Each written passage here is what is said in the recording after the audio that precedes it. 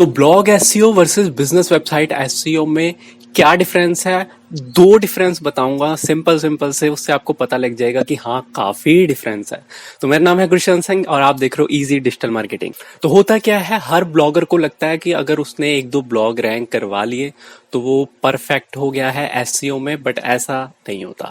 SEO एक difficult skill है जिसे सीखने में आपके तोते उड़ सकते हैं, बट ये है कि रिजल्ट्स भी काफी सालों तक आते रहते हैं। बट ब्लॉग एसईओ में और बिजनेस वेबसाइट एसईओ में डिफरेंस हो सकता है और काफी ज्यादा भी हो सकता है। इसे समझने के लिए पहला एग्जांपल लेते हैं। फॉर एग्जांपल कि अगर आपका एक ब्लॉग है, आप उसे स्टार्ट करने वाले हो, तो क्या करते हो आप? पहले लो कॉम्पिटेटिव नीच ढूंढते हो, है ना। आपको होता है कि यार जिसमें कंपटीशन लो हो वो कीवर्ड्स निकालूं। फिर आप करने के बाद उसे स्टार्ट करते हो, उस पर कंटेंट लिखते हो और धीरे धीरे धीरे वो ग्रो होने लगता है। कोई आर्टिकल या कुछ आर्टिकल्स आपके रैंक होते हैं और फिर ट्रैफिक आने स्टार्ट होता है और अथॉरिटी बननी स्टार्ट हो जाती है। और उसके बाद फिर आपके सारे आर्टिकल्स काफी सारे कीवर्ड्स पे रैंक होने लग जाते हैं। फिर आपको ये नहीं पता चलता कि ट्रैफिक आ कहाँ से रहा है। वहीं बिजनेस वेबसाइट के एसईओ में क्या होता है कि जब आप एक एसईओ एग्जेक्टिव के तौर पे हायर होते हो ना कंपनी में, तो वहां पे कंपनी ये नहीं बोलेगी आपको कि पहले तू भाई लो कॉम्पिटिटिव कीवर्ड्स ढूंढने के लिए लो निच ढूंढ, कि मतलब पहले अब तू निच सेलेक्ट कर। अरे वो तो बिजनेस एस्टेब्लिश्ड है ना। फॉर एग्जाम्पल अगर कोई कुछ पर्टिकुलर प्रोडक्ट बेचता है, कि मान लो कोई सोप बेच रही है कंपनी और ब्यूटी प्रोडक्ट्स बेच रही है, अब ऐसी कंपनी जो है वो आपको एसईओ के लिए हायर कर रही है। अब वो ये थोड़ी बोलेगी कि भाई लो कॉम्पिटिटिव निच ढूंढ। निच तो उसकी वही है ना, ब्यूटी प्रोडक्ट्स की, या कोई भी हो सकती है। अब वो हाई कॉम्पिटिटिव भी हो सकती है और ब्यूटी प्रोडक्ट्स में बहुत कंपटीशन है। तो फॉर एग्जांपल अगर आपको वो कंपनी हायर करती है, अब क्या करोगे? अब सारे कीवर्ड्स पे कंपटीशन हाई होगा और वॉल्यूम पे ऐसे जो कीवर्ड्स होते हैं ना, ज्यादा नहीं होता। ये नहीं होता कि 10-10, 50-50 हजार, ऐसा कुछ नहीं होता। 1000, 2-2, 5-5 हजार वाले वॉल्यूम, या 500-500 सर्च वॉल्यूम, या 1000-1000 सर्च वॉल्यूम जो मंथली सर्चेज हैं जिनके, उन पे ही कंपटीशन हाई दिखा रहा होता है और एड्स चली होती हैं इतनी अच्छे अच्छे बिड की, मतलब हाई बिड की, 15 रुपए, 20 रुपए, उससे भी ज्यादा।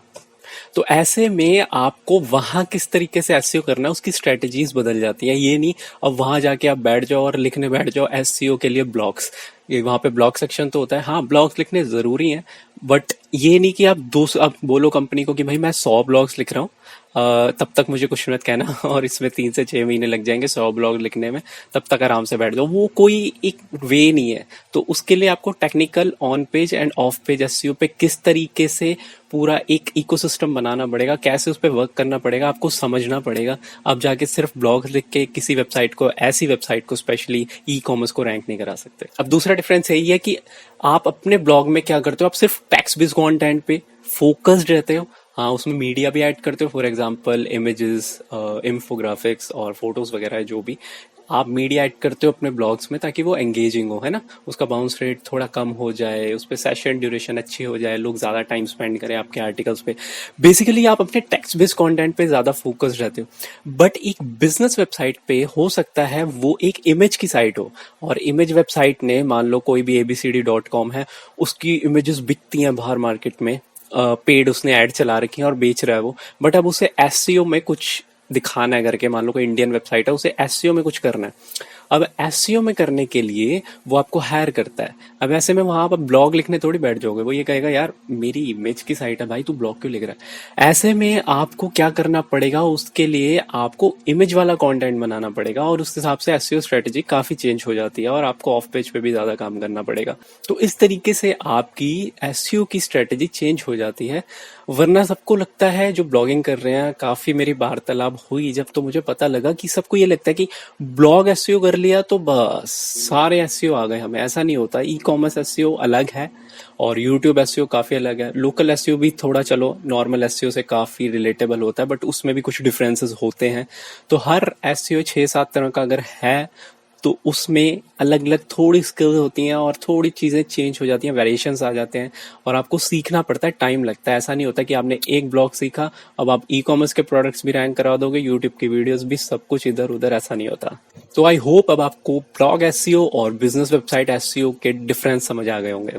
तो अगर आपको और digital marketing related text based content चाहिए तो आप मेरी EDMFeed.com पर जाकर विजिट कर सकते हो। साथ ही अगर आप चाहते हो कि digital marketing related content directly आपके इनबॉक्स, मेल बॉक्स में आ जाए, तो आप मुझे इजी डिजिटल मार्केटिंग 500 ये मेरा इंस्टाग्राम हैंडल है, इस पे जाके मुझे फॉलो कर सकते हो और अपना ईमेल एड्रेस मुझे मैसेज कर सकते हो। उससे क्या होगा, आप मेरी ईमेल लिस्ट में ऐड हो जाओगे, जब भी मैं कोई नया कंटेंट भी सेट करूंगा और डायरेक्टली आपके इनबॉक्स में आ जाएगा।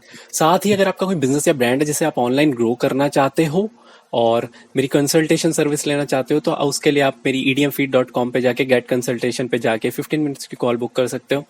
और अगर आप चाहते हो कि डायरेक्टली आप मुझे अप्रोच करना, तो उसके लिए आप इंस्टाग्राम पे भी मुझे मैसेज कर सकते हो या फेसबुक पे भी, मेरे फेसबुक पेज पे भी कर सकते हो।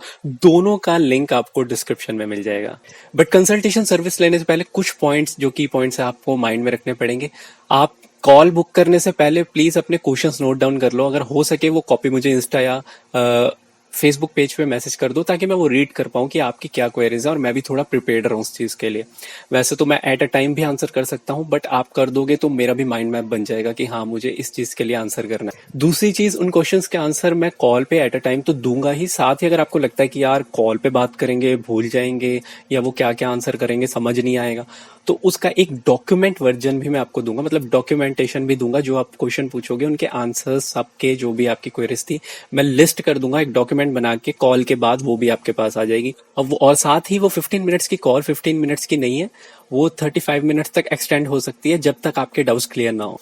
चौथी चीज जो मेन है, ये नहीं कि अब 15 या 30 मिनट की कॉल मिल रही है तो आप एक के बाद एक क्वेश्चन 50 क्वेश्चन पूछ लो।